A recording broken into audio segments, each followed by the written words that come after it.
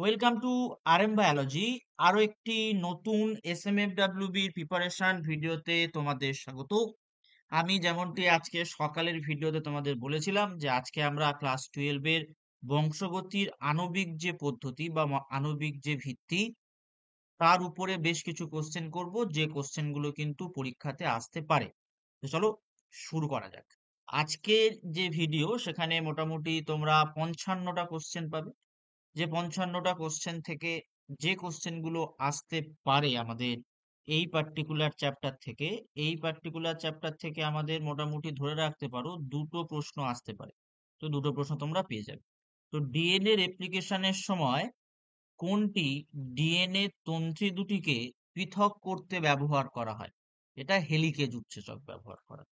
Okazaki খণ্ডকগুলি মিলিত হয়ে DNA এর যে তন্ত্রটি গঠন করে সেটাকে আমরা ল্যাগিং তন্ত্রী বলি, কারণ পদ্ধতিটা থেমে থেমে যায়, অর্থাৎ খণ্ড খণ্ড হয়ে যায়, ল্যাগ করে, তাই বলা হয় ল্যাগিং তন্ত্রী।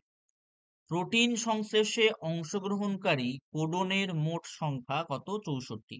এই প্রশ্নটা কিন্তু প্রিভিয়াস ইয়ারে দুবার এসেছিল। একটি জিন একটি উৎসেচক তত্ত্বটির প্রস্তাবক হলেন বিডল এবং টটাম, বা অনেকে টেটামও বলে থাকে। তারপর প্রোটিন সংশ্লেষের জন্য প্রারম্ভিক কোডন অর্থাৎ সূচনাকারী কোডন সেটা হলো AUG। জেনেটিক কোড আবিষ্কার করে কারা? জেনেটিক কোড আবিষ্কার করেন হোলি, নিরেনবার্গ এবং ফোরানা। ডিএনএ প্রতিলিপিকরণ হলো অর্ধ রক্ষণশীল, এটি প্রমাণ করেছিলেন কারা? মেসেলসন এবং স্টল। লাইগেজ প্রয়োজন হয়, এই পার্টিকুলার প্রশ্নটাও কিন্তু প্রিভিয়াস ইয়ারে 2 থেকে 3 বার এসছে। ডিএনএ খণ্ডককে জুড়তে, অর্থাৎ মলিকিউলার আঠাও বলতে পারি, আণবিক আঠাও বলতে পারি।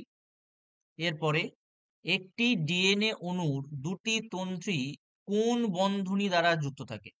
হাইড্রোজেন বন্ধনী দ্বারা যুক্ত থাকে। অ্যাডেনিনের সঙ্গে থাইমিন ডবল বন্ড ক্রিয়েট করে, সাইটোসিনের সঙ্গে গুয়ানিন ট্রিপল বন্ড ক্রিয়েট করে। গ্রিফিথ কোন পরীক্ষার মাধ্যমে প্রমাণ করেন ডিএনএ হলো প্রজননিক পদার্থ? উত্তর হবে ট্রান্সফরমেশন।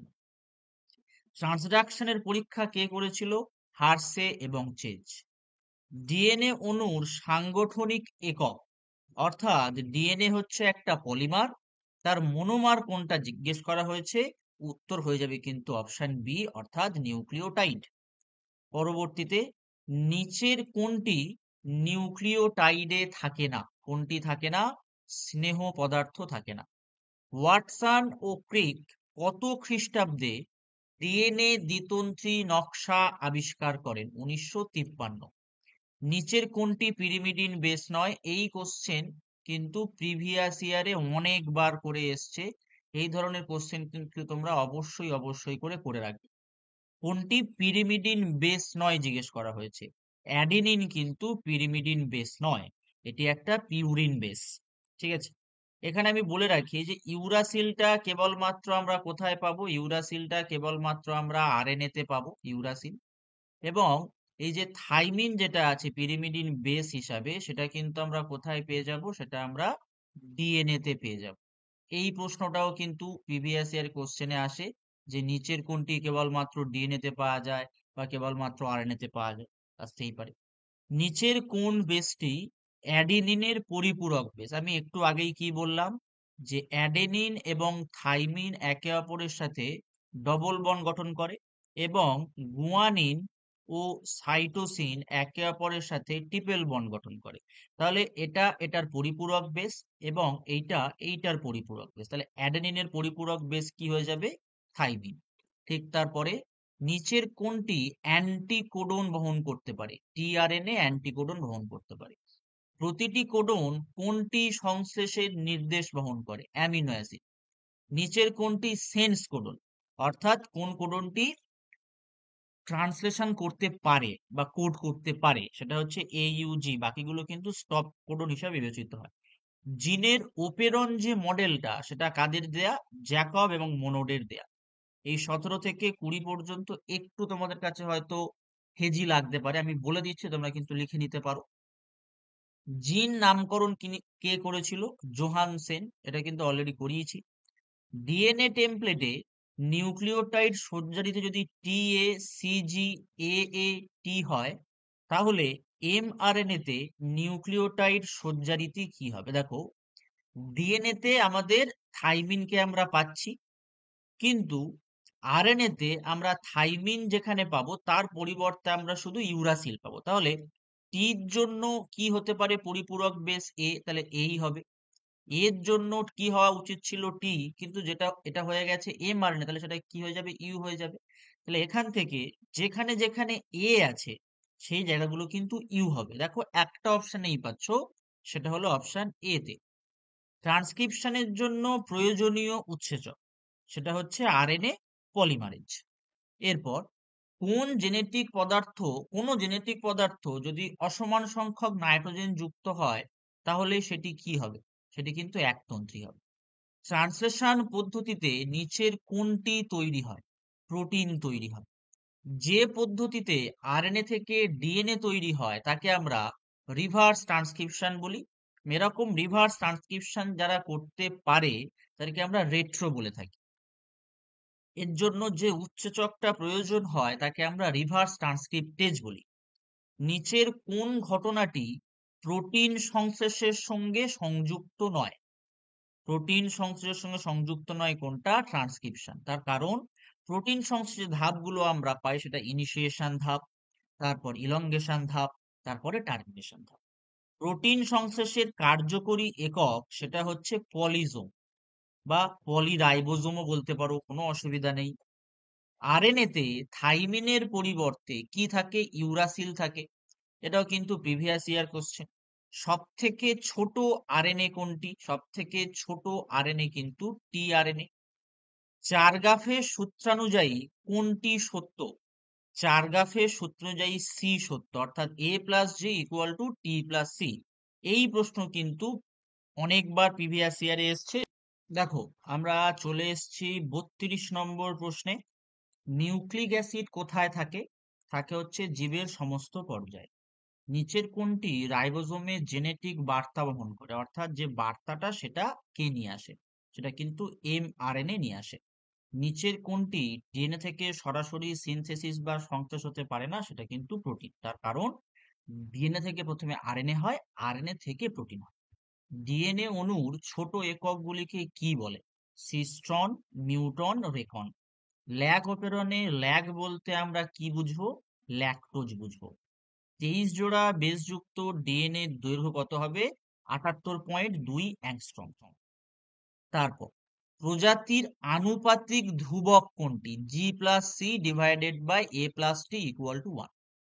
নিউক্লিওজোমের উপাদান কি? হিস্টোনও থাকবে এবং ডিএনও থাকবে, অপশন সি। বিডিএনএ ডাবল হেলিক্সের একটি পাক 3.4 ন্যানোমিটার হয়। কোনটি টার্মিনেটর কোডন? টার্মিনেটর কোডন কিন্তু ইউএএ, এটাকে আমরা স্টপ কোডনও বলতে পারি। ঠিক তারপরেই কোনটি সঠিক জোড়? সঠিক জোড় কিন্তু ট্রিপল এ লাইসিন। নিচের কোন জোড়টি সঠিক নয়? অ্যাডিনিন, থাইমিন এরা কিন্তু পিউরিন নয়, অপশন বি।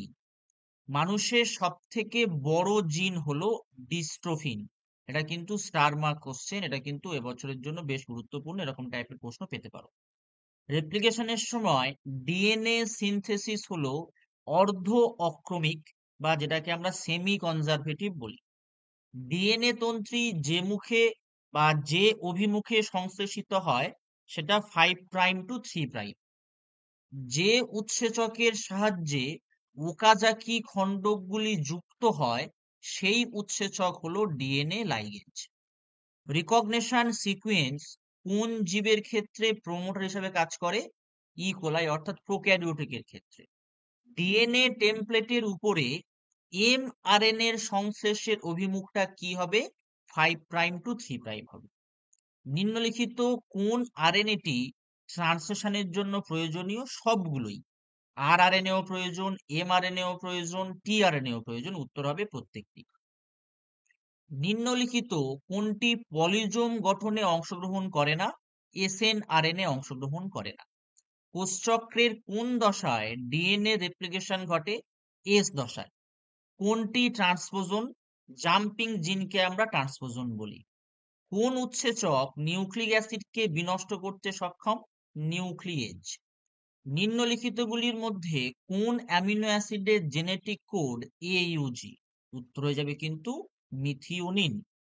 তো এই যে 55টা প্রশ্ন তোমরা পেলে, এই 55টা প্রশ্ন থেকে কিন্তু তোমরা এই চ্যাপ্টারে যে দুটো কোশ্চেন আসতে পারে বা দুটো কোশ্চেন আসে প্রায় প্রতি বছর, সেটা কিন্তু অবশ্যই করে পেয়ে যাবে। এছাড়া আরো বেশি ইনফরমেশন যদি তোমাদের প্রয়োজন হয়, এই পার্টিকুলার নাম্বারে যোগাযোগ করো।